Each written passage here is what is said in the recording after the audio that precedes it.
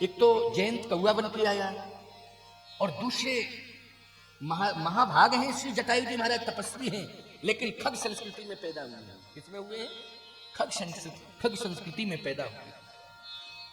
वैसे तो बहुत बड़े महाभाग हैं, ऐसा नहीं है कि उनको हम साधारण समझ लें। अरे भाई, जयंत इंद्र का पुत्र है, लेकिन सुरपति सुतधर वायस वेशा सठ चाहत रघुपतिवन, वेश बना के आया है कौए का। एक कौआ पक्षी है, वो सीता जी का अपमान करता है, और दूसरा पक्षी जटायु सम्मान करता है, प्राण भी दे देता है।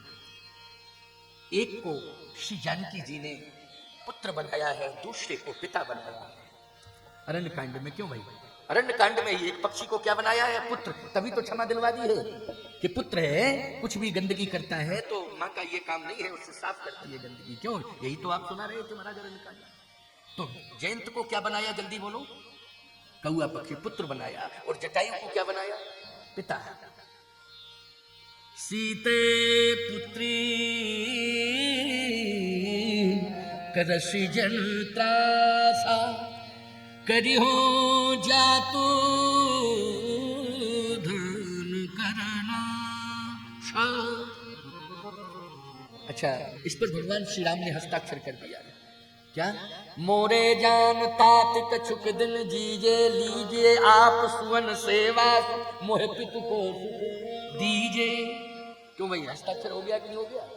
श्री किशोरी जी को पुत्री कहा है, अगर जटायु जी ने सीते पुत्री कृष्ण जन्त्राशा, तो सीता जी ने पिता के रूप में स्वीकार किया। परम पिता प्रभु राम ने भी जटायु को पिता के रूप में स्वीकार किया है। वो लोग किया है कि नहीं किया है? सीधी सी बात यह है कि यहां जटायु जी को पिता माना, जयंत को पुत्र माना, और सजाए मौत की वजह सजाए माफ, यानी विवाद को संवाद में बदलना है। अगर मृत्युदंड दे दिया जाता जयंत को, बोलो, क्रोध में आकर के, क्योंकि शंकर जी ने तो स्पष्ट, देखिए, सुप्रीम कोर्ट में मामला पहुंच गया, लेकिन हाई कोर्ट में जब था तो हाई कोर्ट में तो मामला भगवान शंकर कहते हैं मेरी अदालत में होता तो कीन मोह बस द्रोह यद्यपि तई कर बद उचित, हम तो छोड़ते ही नहीं, मारी डालते। लेकिन प्रभु छाड़े कर छोड़े को कृपाल रघुवीर सम, है ना? सीधी सी बात यह है, सुप्रीम कोर्ट है भगवान राम, लेकिन राष्ट्रपति की भूमिका में है जगत जननी मां मैथिली। इसलिए राष्ट्रपति पर निर्णय छोड़ दिया गया, क्या करना है क्या नहीं करना है। तब जगत जननी जानकी जी ने डिसीजन दे दिया। अरण्य कांड मैं कहता हूं कि संवाद होना चाहिए, विवाद को टालने की कोशिश करो, नहीं तो यही मामला उलझ जाता। और इंद्र के पुत्र जयंत को, इंद्र पुत्र जयंत को यदि मृत्युदंड दे दिया जाता तो निश्चित रूप से एक ऐसा इतिहास रच जाता कि भगवान ने केवल दैत्यों को ही नहीं मारा है, देवताओं को भी। क्यों? ये आ जाता दैत्य देवता विप्रधेन सुर संत हित, सुरमानी देवताओं की रक्षा करने के लिए। लेकिन देखो, शुरुआत तो जो है किससे कर दी? बोले चित्रकूट में शुरुआत हो गई देवताओं के राजा इंद्र के पुत्र से। लेकिन नहीं, यहाँ पर क्या किया है? कभी कोई भूल हो जाए, कोई घटना घट जाए आपस में, तो चाहिए यही कि इसको हम संवाद में परिणित करें, हल करने की कोशिश करना चाहिए। रामायण का यह संदेश है। अब आगे सुनिए आप, किष्किंधा कांड। किष्किंधा कांड में भी विवाद है, भाइयों में है। क्यों भाई, किष्किंधा कांड में विवाद है कि नहीं? किसमें? भाइयों में विवाद है, खतरनाक विवाद है भाइयों में। बाली जिंदा है और सुग्रीव राजा बन के बैठ गया, और रुधिरधार निकली तो भ्रम पैदा हो गया कि ये मर गया। अच्छा, एक बात बताओ, जब अंदर लड़ाई हो रही, रुधिरधार निकल रही, तो क्या रक्त का ग्रुप देखा गया था कि ये किसका है? दुंदुभी का है कि बाली का है? क्यों भाई, रुधिरधार देख करके दो लड़ रहे हैं तो पता नहीं किसकी रुधिरधार हो। या तो अंदर जाओ, नहीं तो बाहर आने दो, कोई तो आएगा, जिंदा होगा, इंतजार तो करो, आएगा तो बाहर। क्यों भाई, मरने वाला रहेगा अंदर और जिंदा अंदर रहेगा, कब तक अंदर रहेगा? तो इंतजार करना चाहिए था कि नहीं? अच्छा, अगर ये भय था कि अगर कहीं निकल आएगा बाहर, कहीं बाहर निकल आएगा, तो ये सोचना चाहिए था कि अगर वो बाहर निकलेगा, मेरे भाई को अगर मारा होगा बाली को, तो निश्चित रूप से अब मैं भी इसे छोड़ूंगा नहीं, भले ही मैं मर जाऊं, लेकिन मैं इससे युद्ध करूंगा, क्योंकि इसने मेरे भाई को मारा। क्यों? यही भाव होना चाहिए था कि नहीं? अगर मैं अंदर नहीं जा पा रहा हूं तो इंतजार कर रहा हूं, निकलेगा तो यहीं से निकलेगा तो निश्चित रूप से मैं इस पर वार प्रहार करूंगा, सबक सिखाऊंगा। भाव तो ये होना चाहिए था कि नहीं? लेकिन नहीं, रुधिरधार निकली, एक पत्थर की चट्टान ले आया, वो लगा दिया, बंद और कर दिया। क्यों? हवा पानी सब बंद, अंदर रहो, वैसे ही घुट के मर जाओ। अच्छा एक बात और बताते हैं आपको, सुनते जाना जरा। देखो मैं भगवान के विशेष पार्षद हैं सुग्रीव जी, ऐसा नहीं है, मैं उनके खिलाफ नहीं बोल रहा हूं, मैं तो आप सबको एक चेतावनी दे रहा हूं, लोक पक्ष की बात कर रहा हूं। लेकिन अब क्योंकि किष्किंधा कांड आ गया तो मैं क्या करूं? क्यों भाई किष्किंधा का, क्योंकि जबलपुर में ये चर्चा चल रही थी, लेकिन वो सुग्रीव किला वाले बैठे हुए थे, तो हमने कहा भैया ज्यादा नहीं कहूंगा मैं। क्यों भाई है? तो मैंने कहा कि अब मैं ज्यादा नहीं कहूंगा, लेकिन आज कह रहा हूं, ये तो यहाँ प्रयागपीठ का मैटर है, क्यों महाराज, ठीक है ना? परंतु ऐसा कुछ नहीं कहूंगा, आप सबको संकेत दे रहा हूं, सुनते जाओ। अगर मान लीजिए मर भी गया था दुंदुभी, वाली ऐसा माना था, मरा तो नहीं था, ब्रह्म हो गया था, तो राजतंत्र में परंपरा क्या है? राजा के बेटे को ही राजपद पर बैठाला जाता है कि भाई को? बोलो भाई, बेटे को। तो बेटा कौन है? अंगद। तो अंगद को बिठालना चाहिए था ना सिंहासन पर, क्यों महाराज? अंगद को। लेकिन मंत्र न पुर देखा बिन साई दीन उराज मोह बरे आए, जबरदस्ती मंत्रियों ने बिठाल दिया मुझे। अब बाली आया, बाली ने मंत्रियों से पूछा क्यों, कौन कौन मंत्री थे सुग्रीव को बिठाने में? सब भागे, बोले हम एक नहीं थे, अपने यहाँ पे बैठ गया जबरदस्ती, मैं क्या करूं महाराज?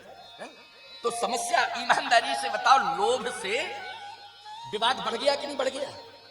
लोभ से क्या बढ़ा? विवाद बढ़ा। लोभ से ही विवाद बढ़ रहे हैं। इसलिए लोभ क्या है? ये शत्रु है। लोभ, काम भी शत्रु है, क्रोध भी शत्रु है, लोभ भी शत्रु है और मोह भी शत्रु है। ये सब शत्रु हैं, लेकिन हम इनको पाले बैठे, और इतना ज्यादा पाले बैठे हैं कि हम खुद ही मर रहे हैं। स्थितियां ये हैं। संपत्ति का विवाद, दोनों भाइयों में विवाद। लेकिन देखें आप, बहुत अच्छी बात सुन लो किष्किंधा कांड में, क्योंकि अब हमें महाराज जी बहुत बड़ी बात ये कह दी, बोले अभी तो ये कांड रह गया, ये कांड रह गया, ये रह गया कांड है, ये कांड रह गया। महाराज को सारे कांड सुनाने पड़ेंगे, कल कह रहे थे ना महाराज, और रात भर हम सोचते रहे कि कांड पूरे कैसे हो। हमारा इनका नेम प्रेम है, ऐसी कोई बात नहीं है, आप तो आनंद लो। किष्किंधा कांड विवाद को संवाद में बदला है, और वाल्मीकि रामायण का प्रमाण ऐसा मिला कि मरने के पहले बाली ने सुग्रीव को हृदय से, देखो भाई कितना बड़ा विवाद था कि भागता फिर रहा था सुग्रीव, बोलो भाग रहा था कि नहीं?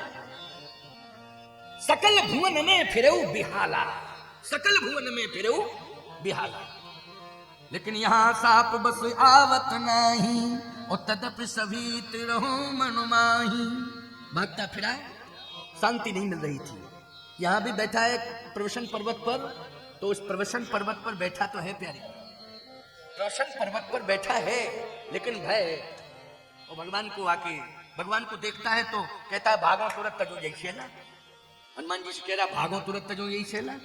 भय भय भय भय, चारों तरफ भय। अच्छा बोलो भाई, भाव की जिंदगी जीना चाहिए कि भय की जिंदगी जीना चाहिए? बोलो। सबने एक सुर में कहा भाव की जिंदगी, भय की नहीं। और भय की जिंदगी, लोभ जहां है वहां भय है, बोलो है कि नहीं? लोभ जहां है वहां क्या है? भय है, निश्चित रूप से भय। कल्पना करना, ध्यान से सुनना, समझने की कोशिश करना, बहुत बढ़िया बात बता रहा हूं। संपत्ति आपके पास है, अच्छी चीज है, ऐसी बात नहीं है कि, लेकिन संपत्ति से आपको शक्ति मिल जाए, इसके लिए संपत्ति को भगवान के श्री चरणों में समर्पित करना चाहिए।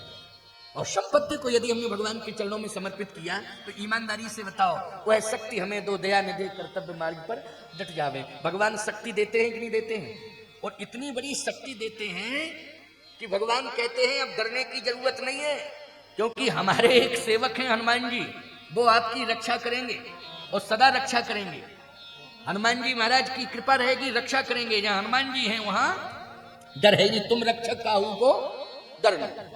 लेकिन यदि आपने संपत्ति रख ली और रखाए बैठे हो और उसको आप खर्च नहीं कर रहे हो, देखो धन की तीन गतियां हैं, दान, भोग, नाश। पहली गति क्या है?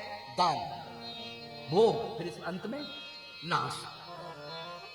सत्य कह रहा हूं आपसे, जितना ज्यादा से ज्यादा दान होता है उतना ही संपत्ति बढ़ती है। अभी आप तिरुपति बालाजी में देखिए, इतनी आस्था है भक्तों की बालाजी भगवान से कि बालाजी की गुंडी में जितना डालते हैं उनसे पूछिए, वो कहते हैं कि जितना डाला था उससे 100 गुना मिल गया, 1000 गुना मिल गया, कुछ लोगों को तो महाराज लाख गुना मिल गया, इतना मिला। अब बोलो कितना मिला, सोचो बालाजी भगवान में कितनी बड़ी ताकत है, कितनी बड़ी क्षमता है। आपके यहां बालाजी का ही तो दरबार है। किसका दरबार है? बालाजी भगवान का दरबार। ये बालाजी नगर ही है, देखा था बालाजी तुलसी ग्राम, बालाजी नगर तुलसी ग्राम। क्या नाम भी साहब तुलसी कर दिया। बालाजी तुलसी से दूर नहीं, तुलसी बालाजी से दूर नहीं। त्रिपट बालाजी यहीं बैठे हुए हैं, आपके तुलसी में ही विराजमान हैं। सोचो मुक्त हस्त से सभी को बालाजी की घुंडी रखी हुई है, भर देना चाहिए, भर देना चाहिए मुक्त हस्त से। फिर विश्वास करना कि तुम्हारे घर का क्या चमत्कार, तुम्हारे घर में लक्ष्मी जी किस तरह से कृपा करती हैं, इसका परिणाम आगे आ जाएगा और आपको अनुभव होगा। और एक दिन आपको स्वयं अपनी वाणी से बताना पड़ेगा कि हाँ महाराज जो आप कह गए थे वही हुआ। आप स्वयं बताने आएंगे। ये प्रभाव है बालाजी भगवान का। आज बालाजी भगवान विराजमान हैं। मैं तो कहता हूं ये उत्सव, ये महाराज ने तो मंदिर बनवा दिया है, चलिए ठाकुर जी कृपा, संत तो ये कार्य करते ही रहते हैं, लेकिन इसको तुम सब मिलकर के चलाओ, सबको मिलकर के चलाना है, सबको सहयोग देकर के इस ब्रह्मोत्सव को प्रतिवर्ष मनाना है और मुक्त हस्त से बालाजी भगवान की गुंडी भर के इसको चलाना है और भव्य दिव्य महोत्सव को दिव्याति दिव्य बनाना है। मुक्त हस्त से दान कर दिव्याति दिव्य बनाना है। यहां रहकर के ये मैंने अनुभव किया है। ये बात मैं कह रहा हूं, कहना तो घनश्यामाचार्य जी को चाहिए कि भाई ये मैंने बनवा दिया है, लेकिन अब आप सब चलाओ। पता नहीं बैठे बैठे क्या सोच रहे होंगे कि क्या कहने आए ये है? लेकिन ये सत्य है कि इनके जीवन में कहीं किसी भी प्रकार का कोई लोभ है ही नहीं, न किसी, हाँ भगवान से तो मोह है, लेकिन ऐसा नहीं कि संपत्ति के प्रति इनका विशेष आकर्षण हो। ठाकुर जी की संपत्ति ठाकुर जी की सेवा में लग गई और जहां पर लग गई है उनका धाम बन गया है। अब इस धाम पर सबका अधिकार है। तुम सब केवल घर घर ही तुम्हारा परिवार नहीं है, हर घर बालाजी धाम का परिवार है। इस दिव्य वेंकटेश लक्ष्मी वेंकटेश मंदिर का परिवार है। इसलिए लक्ष्मी वेंकटेश मंदिर का परिवार है, ये घर घर परिवार है।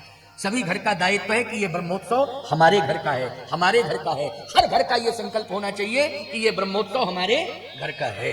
होना चाहिए कि नहीं होना चाहिए? इसलिए आज संकल्प लेना है, क्योंकि मैं तो 7 बजे के बाद निकल जाऊंगा, लेकिन इस बात को कह के जा रहा हूं, आप सब इस आश्रम को अपना समझें, इस दिव्य देव संस्थान को अपना समझें और इस उत्सव को आप सब अपने हाथ में लेकर आने का संकल्प लें और मुक्त हस्त से दान देकर के इस दिव्य ब्रह्मोत्सव को प्रतिवर्ष कराएं। बड़ी बड़ी विभूतियां आएंगी। हाँ, संतों को लाने की जिम्मेदारी जगतगुरु घनश्यामाचार्य जी की। देश के शीर्षस्थ संत, बड़े बड़े संत, इनके व्यवहार से सब एक दिन यहाँ आएंगे। मैं जानता हूं कि इनका कितना बड़ा प्रभाव है, वो व्यवहार है। संतों में, आचार्यों में, धर्माचार्यों में बहुत बड़ी व्यवहार की एक पूंजी इनके पास है, बहुत बड़ी पूंजी इनके पास है व्यवहार की। जिस धर्माचार्य से कह देंगे वो आएगा ही। इतने व्यवहारिक संत है, बड़ा व्यवहार तो इतना कमाया है इन्होंने कि मैं कह नहीं सकता हूं। आप देख रहे हैं कि मैं ये अनुभव ही नहीं कर पा रहा हूं कि मैं तुलसी तिल्धा में कथा कह रहा हूं कि कामदगिरि चित्रकूट धाम में कथा कह रहा हूं। ये मैं एहसास ही नहीं कर पा रहा हूं कि मैं कथा कहां कह रहा हूं। यहाँ का परिकर इस बात को नहीं कह सकता कि मैं कोई प्राइवेसी या स्पेशल ऐसी विधा और उसमें रह, क्यों भाई जैसे हम सब लोग रह रहे हैं वैसे ही रह रहा हूं। ये परिवार में ही तो हो सकता है ये भाव कहां हो सकता है, कहां आ सकता है? परिवार में ही आ सकता है।